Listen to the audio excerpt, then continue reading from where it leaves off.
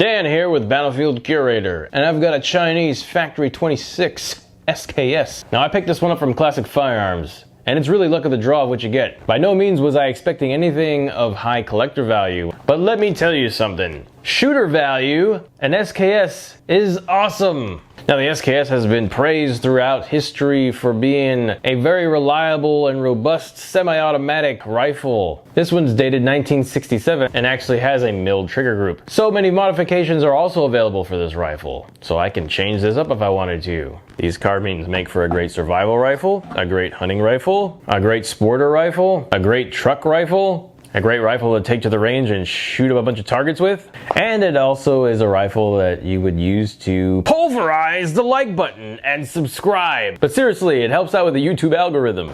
And we're just gonna take the SKS out here to the range and we're just gonna test fire it. Nothing fancy, just to see how it shoots.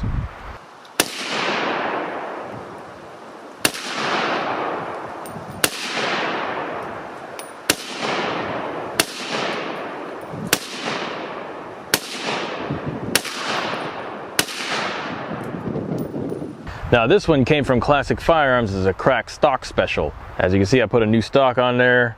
Didn't cost me much. Now these are available at other online retail stores like Gander Outdoors. I think Ames Surplus and Palmetto State Armory had them for a little bit.